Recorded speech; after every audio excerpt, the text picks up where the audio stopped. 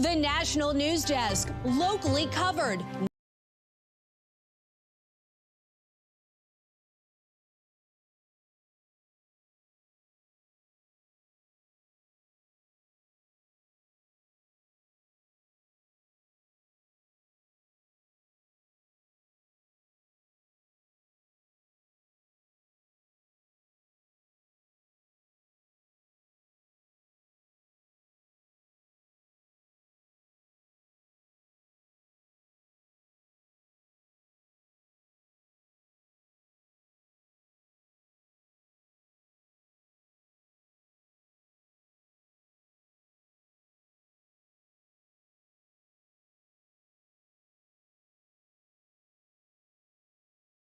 Nationally connected. We got to take America's streets back for the American people, and that's what the President of the United States is doing. Which ally he may be losing if the ruling stands. And the National Guard on the streets of Washington, D.C. tonight. Just a few moments ago, he addressed the Guard along with members of his administration. This as the White House touts the success of the federal takeover of law enforcement and how they have impacted the situation in just 3 weeks. Attorney General Pam Bondi gave an update on the numbers as well. Since August 7th, there have been 630 arrests. There have been 86 guns seized. Just last night, 53 arrests were made, 10 firearms taken, and a missing child was recovered.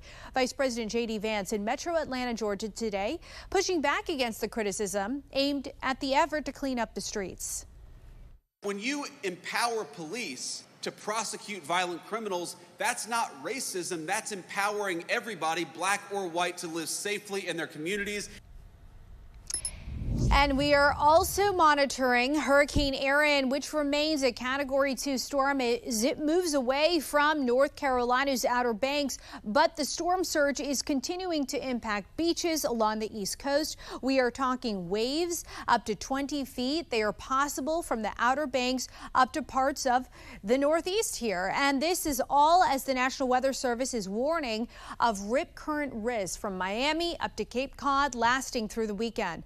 The National News Desk, Brad Bell, is in Ocean City, Maryland, as Erin makes its way up the coast. Well, this is the scene in Ocean City, Maryland, with Erin still very far offshore. The wind is howling. It doesn't feel like it's going to knock you down, but you do feel like you have to lean into it. And take a look across the beach here at the surf. It is way up. It is pounding the sand, pounding a rock jetty that's extends far out into the water here, but it is now underwater because of the storm surge. And this area here is normally dry, but there is still remaining water from a high tide earlier today. It came up and over, and you can see the wind blowing waves even in what just amounts to a puddle.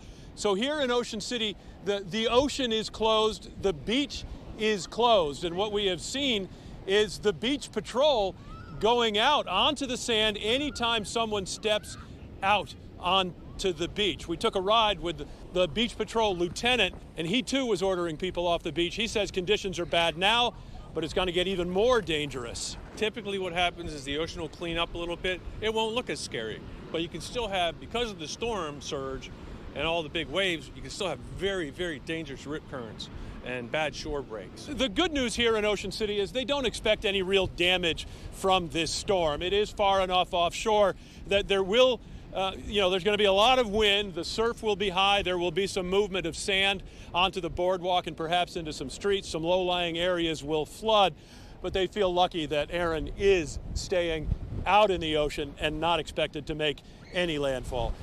In Ocean City, Maryland, Brad Bell reporting. Now, after Erin passes, a couple of more storms are brewing in the Atlantic. Turning your attention right here, there are 3 disturbances we are tracking. The yellow scene right there, that's number 3. It's currently moving away from the United States with a 30% chance of growing, as it's not a threat at this moment. Now, in orange, that's disturbance 2 right here. That has a 40% chance in the next week of developing into a named storm, but it's still a significant distance away, as you can see right now, from becoming a threat. Of course, we will continue to monitor the situation, keep you updated. But take a look right here. The one to keep an eye on is Disturbance 1, with more than a 70% chance of forming into a tropical storm in the next week. It is predicted to do so by this weekend as it passes north of the Leeward Islands. It is too soon right now, at least, to accurately predict if the potential storm is a threat to the East Coast, but it's likely it will follow a similar path to Erin. Breaking news right now. Here's a live look at downtown Philadelphia, where nearby at Villanova University, we have learned police are responding to an active shooter situation. The school told students and staff to get to a secure location, lock and barricade doors, telling them to avoid the law school building. No word yet if there are any victims, but of course, we will continue to follow this developing story. We will bring you the very latest. A major win for Donald Trump and his family business as a New York appellate court tosses out the massive civil fraud penalty against the president. A panel of 5 judges ruled the $515 million fines and penalties to be excessive and a violation of the 8th Amendment of the Constitution. Judge Arthur Engoron found Trump and the Trump Organization guilty of exaggerating his wealth in statements to lenders and insurers for more favorable business conditions. But the appellate judges said Attorney General Letitia James, quote, did not carry her initial burden of connecting the defendant's violations. James says she plans to appeal. But as one court rules in favor of the president, another gave him a major blow as a federal judge rules Alina Habba is unlawfully serving as the acting U.S. attorney for New Jersey. President Trump appointed her to the role in March. Lawyers for 2 New Jersey defendants challenged her authority, arguing her interim 120-day appointment expired in July. The decision is expected to be appealed. The White House and the European Union are out with new details of the trade agreement they originally announced nearly a month ago. The National News Desk, Atra El-Nashar, has a look at how it will impact the American economy as we are also starting to see the real-life impacts of high tariffs. Thanks.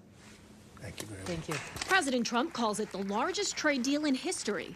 3.5 weeks after it was announced, we're learning the actual details of the framework the United States and European Union are agreeing to. Which is just absolutely epic. The alternative, a trade war with sky-high tariffs and political escalation, helps no one.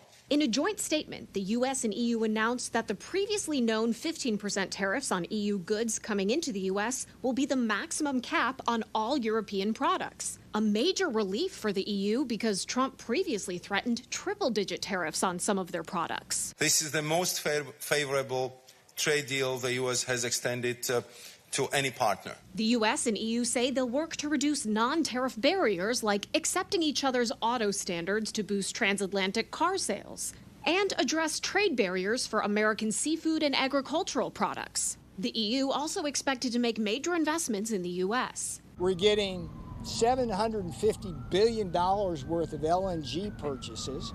We're getting $600 billion of investment here in the U.S.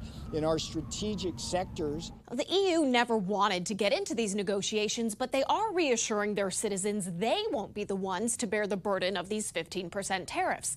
In this new government Q&A page saying, for tariffs imposed by the U.S., it is the American importer who pays. And in the end, it is usually the consumers, in this case, U.S. consumers, who will indirectly pay for the tariffs. The White House selling the opposite message to Americans, saying exporters will eat the cost. In newly released notes from the Federal Reserve's latest meeting, some central bankers say they're already seeing some American companies absorb the cost, and others that haven't yet say they plan to. Last week, the president previewing his next round of tariffs to incentivize domestic manufacturing. Gibson Semiconductors will be setting sometime next week, week after. In Washington, I'm Atra El-Nashar reporting. President Trump says his administration won't approve windmills or solar power projects. In a post on Truth Social, he said states that rely on those sources of power are seeing record increases in energy costs. It comes after the Agriculture Department announced it will no longer fund solar panels on farmland. The One Big Beautiful Bill Act also diverts money away from wind and solar. Former Special Assistant to President Joe Biden and senior advisor in the White House, Ian Sams, sat for a transcribed interview with the House Oversight Committee today as they continue to look into the former president's mental state and who, if anyone, may have been ordering executive orders on the president's behalf. Chairman James Comer told the press today that under oath, Sams admitted to only speaking to the president in person twice his entire time as a White House staffer. Listen. He said that most of his talking points came from White House counsel. So, again, this is the president's spokesperson who has no communication with the president. It leads to further concern that Joe Biden was not the one calling the shots. In Texas, meantime, the new congressional district maps took another step towards becoming official. The state Senate Special Committee voted to send the legislation to the Senate floor. Having passed the House last night, once the Senate approves the maps, they will be headed to Governor Greg Abbott's desk for his signature. The California legislature passed their redistricting plans today. Democratic lawmakers introduced a new set of bills to redraw congressional lines, hoping to flip 5 seats from Republicans to Democrats to contrast Texas's move in their state legislature. A special election will take place on November 4th, even after the maps are signed by Governor Gavin Newsom to allow these new maps, because congressional maps in the Golden State are supposed to be drawn by a partisan civilian commission. Why is it different from Texas to California? Because we both have state constitutions. And the Constitution in California says you have a commission. That was decided by the people in 2011 by 61%. I haven't seen one Republican state do something different than their Constitution. The only person who's going around their Constitution right now is Gavin. The State Department is now reviewing all foreigners with U.S. visas. Over 55 million people were talking for possible violations. If any are found, the person's visa will be revoked and they'll be deported if they're in the U.S. The department says it's looking through legal records and social media accounts for things like visa overstays, crimes, and terrorism. The Federal Trade Commission is suing the operators of LA Fitness, accusing them of making it exceedingly difficult to cancel gym memberships. The FTC claims this has amounted to hundreds of millions of dollars in unwanted recurring charges. A company executive says the accusations are meritless, and she's confident the FTC will lose in court. Also, the Menendez brothers are making their cases for parole, with a hearing for Eric today, also one for Lyle tomorrow. They were sentenced to life in 1996 for killing their parents.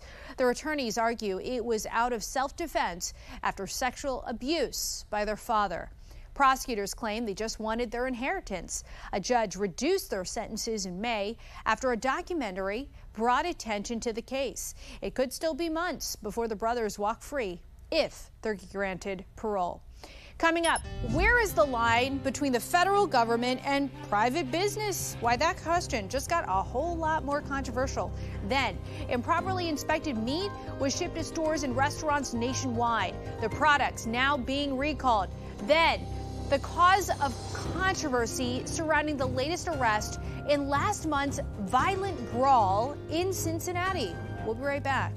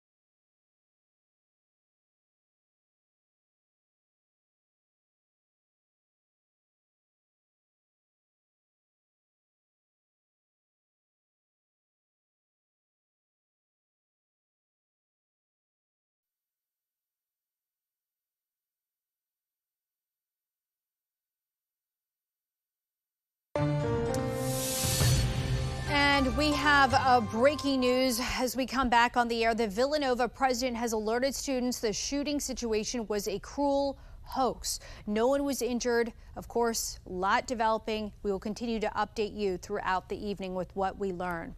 U.S. home sales are up. The National Association of Realtors says existing home sales rose 2% from June to July to a seasonally adjusted annual rate of just over 4 million units. Experts say it's thanks to a modest pullback in mortgage rates, slowing home price growth, and the highest number of properties on the market in 5 years.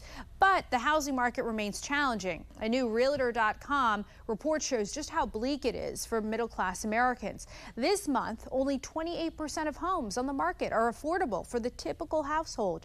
The maximum home price for a median income household fell to $298,000. That's down from $325,000 in 2019.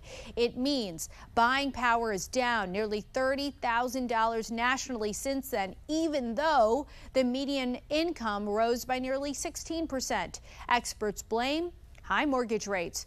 Tonight, the White House is defending its plan to form a partnership with a struggling technology company. Some have called it a bailout in exchange for a share of profits. As Christine Frizzell reports, the proposal is garnering both praise and criticism from some unusual places. From MRI machines to microwaves to those cell phones we can't live without, the microchips inside them have become a necessary component for modern-day life. Since the vast majority are manufactured in Taiwan, the Chips and Science Act, enacted 3 years ago, sought to boost production here in the United States, also committing billions of dollars to companies like Intel, which the Trump administration now says should include a 10% stake for the federal government. So we'll deliver the money, which was already committed under the Biden administration. We'll get equity in return for it, get a good return for the American taxpayer instead of just giving grants away. Progressive Senator Bernie Sanders praising the plan, telling us in a statement, if microchip companies make a profit from the generous grants they receive from the federal government, the taxpayers of America have a right to a reasonable return on that investment. Senator Rand Paul, among many conservatives, calling it a step towards socialism. Let's call this what it is. It's socialism dressed in patriotic language. Once the government owns equity in a company, the government becomes tied to political priorities, not market discipline. Funding then flows based on who has influence, not who has innovation. President Trump, though, has only expanded the federal government's role in private business, including getting a golden share after the sale of U.S. Steel to Nippon Steel, giving the government veto power over major business decisions. And both NVIDIA and Advanced Micro Devices will give the federal government 15% of revenue earned from the sale of their AI chips to China after the Trump administration greenlit export licenses despite national security concerns. And, you know, I should say, questions about government control of private business have even seeped into the New York City mayoral race, with Democratic candidate Zohran Mamdani calling for the creation of grocery stores owned by the city. It's an idea also generating support and criticism there as well. Yeah, a lot of reaction on that idea, Christine. Obviously, President Trump is in the White House right now, but for supporters of this plan, are there concerns, worries about what future administrations might do? Yeah, this is one of the biggest warnings we've been hearing, that if the federal government owns or has a stake in a company, it can start making demands. And that's not just Donald Trump, that's whoever's in the White House next. And after that, they could insist on diversity, equity, and inclusion or collective bargaining agreements. One criticism is that this will make government bureaucrats players instead of referees. Christine Frizzell reporting tonight from the Capitol. Thank you. The U.S. is sending 3 guided missile destroyers to the waters near Venezuela as part of President Trump's targeting of Latin American cartels. A White House official said the ships will leave in the next few days. Trump is increasingly using the military against cartels with the goal of preventing illegal drugs and violence from spreading in American cities. Around 32,000 pounds of meat are being recalled because they weren't inspected properly. The USDA says several products from New Jersey-based Sabrositos Hondureños LLC are labeled with an establishment number that doesn't exist. They include 14-ounce packages of chorizo, pork chops, and ribs produced between August 20th and shipped to stores and restaurants nationwide. Imagine a drone racing down a school hallway to stop a shooter in seconds. That is the idea behind new technology now being tested in schools. The National News Desk, Angela Brown, joins us to explain how this all works. High-speed drones reaching speeds of up to 100 miles per hour, armed with pepper rounds to delay or neutralize a school shooter. The founder of Campus Guardian Angel believes this is the future of school safety. We put them in the schools ahead of time in charging boxes.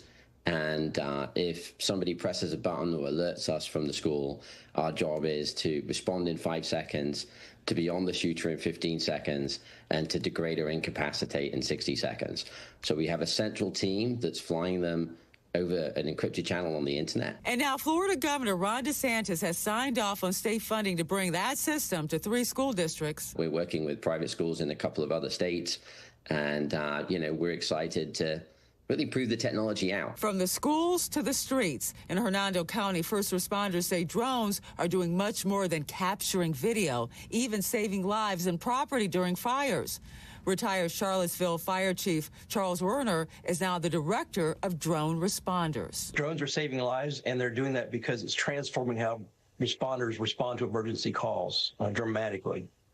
It makes it safer for everybody involved. But this comes with a price tag. CBS News reporting Governor Ron DeSantis approved $557,000 in the 2025-2026 state budget to fund pilot programs in 3 Florida school districts. Supporters say when it comes to saving lives, the price tag is worth it. In Washington, D.C., I'm Angela Brown. Coming up, why a mother was arrested at a Texas school board meeting and how much her husband had to pay to bail her out. We'll be right back.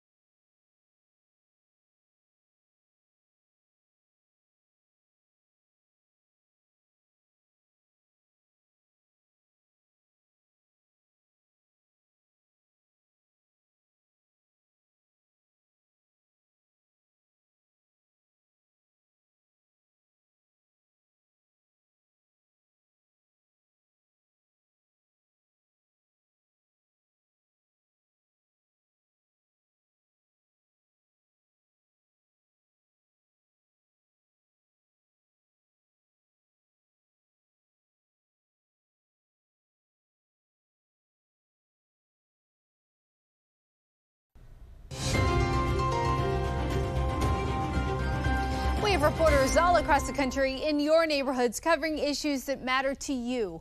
We are taking the pulse of America, and we start in Ohio, where the latest arrest in the violent Cincinnati brawl sparking controversy.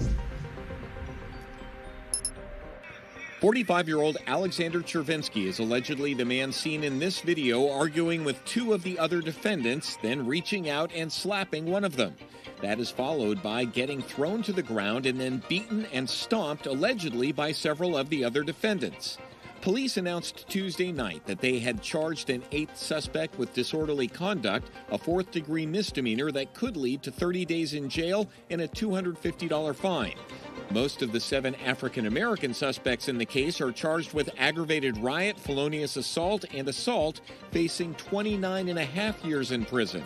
30 days versus 30 years. The head of Cincinnati's NAACP says the inequity in the charges needs to be addressed since it appears Chervinsky's slap precipitated the rest of the brawl. Other than announcing the charge, the Cincinnati police today would only say that the investigation is ongoing and there still may be more arrests.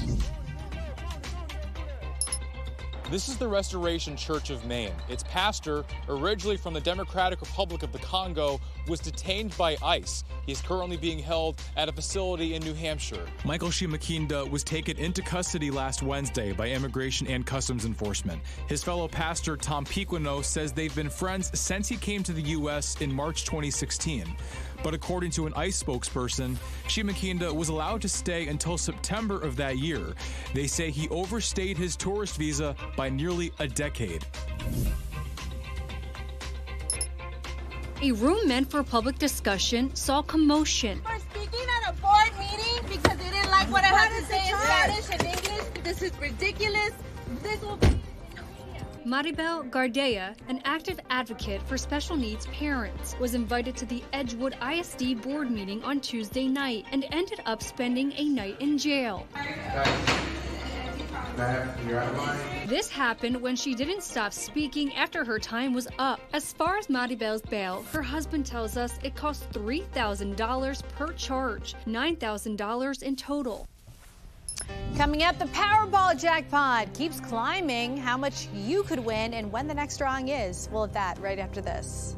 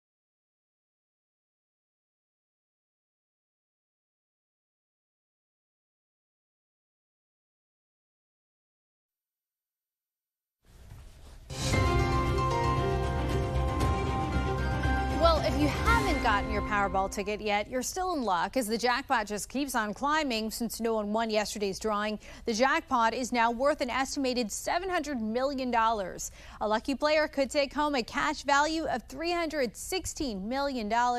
All 6 numbers, including the red Powerball, must match to claim the grand prize. The next drawing is this Saturday. That's going to do it for us for this edition of the National News Desk. We invite you to join us again this evening as we look into the hoax at Villanova. The latest from the initial alerts on campus this afternoon to the all clear just an hour later. I'm Dee Dee Gatton here in Washington. Thanks for watching. We'll see you tonight at 10.